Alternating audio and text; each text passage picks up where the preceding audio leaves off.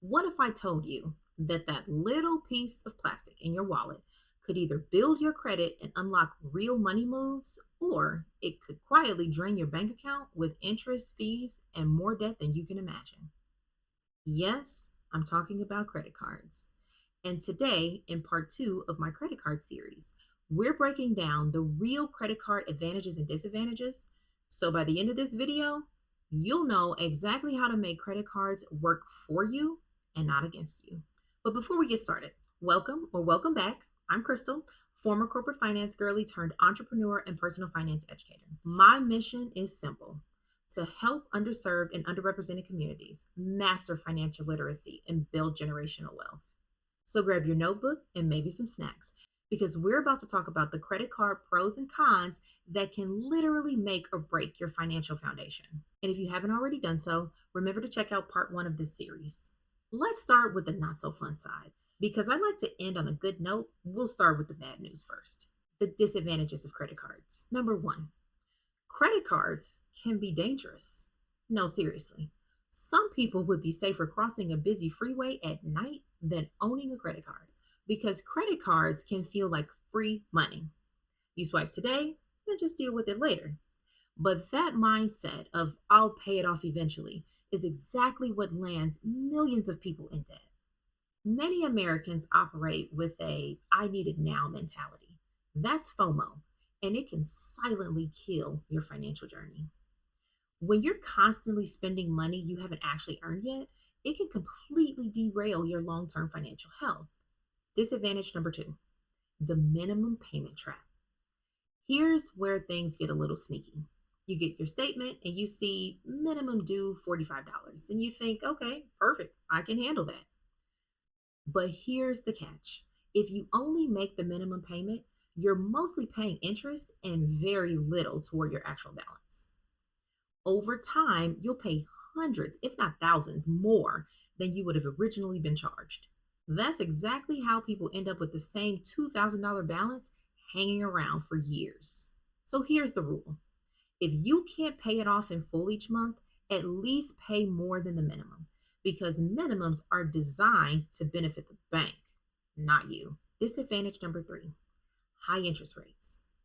Let's talk about numbers for a second.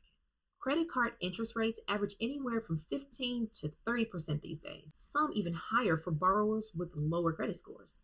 Compare that to an auto loan or a mortgage, which can have an interest rate of about 6 to 8%. So, why are credit card interest rates so high? Because credit cards are unsecured debt, meaning there's no asset tied to it. If you stop paying, the bank can't take your couch or your shoes or anything. Unlike a mortgage or an auto loan, where if you default on your payments, the bank can take your house or your car. So basically, they're charging higher interest to cover that risk. Number four, here's a big one: mismanaging credit cards can tank your credit score. One late payment can drop your credit score by 100 points and stay on your credit report for years. Another is high credit utilization. If you're using more than 30% of your available credit, lenders see you as risky. If your card limit is $1,000, try not to go over $300 of spending. Disadvantage number five: hidden fees. Annual fees, late fees, balance transfer fees, cash advance fees, all of them. If you're not paying attention, these small little sneaky charges can quietly increase your debt without you even realizing it. Now, this last one can go either way. Tempting promotional offers. Promotional offers can be helpful, but let's talk about how they can work against you first. So, you get a new shiny credit card in the mail offering 0% APR. You think, hey, why not? But what you might miss is the fine print. That 0% APR might only last 6 months. And after that, your rate could jump to 25% or higher. Promotional offers aren't bad if you understand the terms. But if you don't, they can backfire fast. Okay, now that I've scared you a little bit, let's flip the script, because credit cards aren't all bad. In fact, if you know what you're doing, they can actually help you build wealth. So let's get into these advantages of credit cards. First up, convenience. Credit cards can make life easier. You can shop online, book travel, pay bills, all without carrying cash. And here's my favorite part: every purchase is automatically tracked. So if you're someone who loves keeping your budget organized, and if you've been watching my videos, you know exactly how important that is. Your credit card statement is like a built in expense tracker, so take advantage. Next, credit cards also give you increased buying power. When used responsibly, they give you the flexibility for emergencies or short term needs without waiting to get a loan approved. Need a last minute flight or a family emergency comes up? Boom, swipe now, pay it off later. And interest free if you pay the balance in full every month before the due date. But the key word here is responsible. It's not a free pass to overspend. Think of your credit card as a temporary tool, not a permanent income. Now, here's a good one: credit cards can help you build your credit. When using them wisely, they help improve two major factors of your credit profile: payment history and credit utilization. Paying on time consistently shows lenders that you're reliable. Keeping your utilization under 30% tells them that you're disciplined. Together, those two habits make up about 65% of your overall score. That's huge. When your credit improves, you'll qualify for better loan terms, higher limits, and even lower insurance premiums. So, yes, using credit cards smartly can literally save you money. Now for the fun part: rewards. This is one of the biggest credit card benefits that a lot of people overlook. Depending on your card, you could earn cash back, travel miles, or points for everyday purchases. And let me tell you, this is how I've paid for vacations without even touching my savings.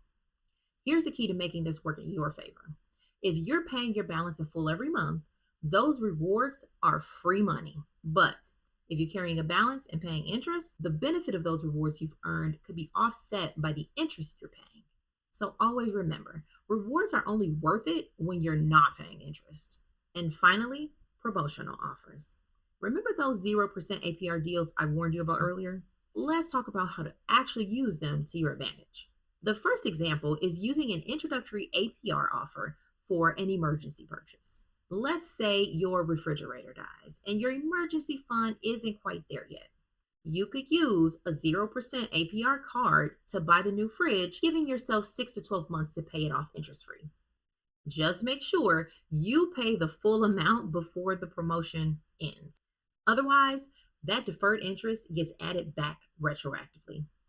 Check out this video for a quick story of when this actually happened to me. This next example is the balance transfer strategy that I like to call the debt shuffle. Now, let's say you already have a credit card with a $1,000 balance at 15% interest.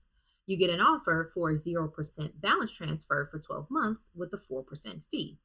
If you move that balance over to the card with a promotional opportunity, you'll pay about $1,040, saving you about $43 in interest. It's not life changing money, but it is progress. And when you use strategies like this consistently, those savings really do add up. But here's the catch: discipline. You must make consistent payments and not use that old card again. Otherwise, you'll be right back to where you started. So, what does all this mean? Well, I'm glad you asked. Let's make this practical. Here's how to use credit cards responsibly so you can benefit from the advantages while avoiding the disadvantages. Number one, keep your utilization under 30%, ideally under 10% for the best credit score impact. Number two, pay your balance in full each month. Never carry interest unless it's part of a strategic promo. Number three, limit yourself to one or two cards. More cards just mean more temptation and more bills to track. Number four, know your due dates. Set calendar reminders or use my personal favorite, auto pay for peace of mind. Number five, match your card to your lifestyle. If you travel, get a travel rewards card. If you're a student, get a starter card with no annual fee. Number six, read that fine print. Know your APR, your reward rate, and when the promotional offer ends. Number seven, track your spending. Use my one-page budgeting tool or your favorite app because awareness is everything. At the end of the day, Credit cards don't have to be scary. You just need a system. And that's what financial literacy is all about. That little piece of plastic isn't good or bad, it's pretty neutral. And your successful management of your credit cards is all about how you use them. So before you swipe, ask yourself, is this helping me reach my goals or holding me back from them? If you got any value out of this video, drop me a comment below and let me know what you've learned.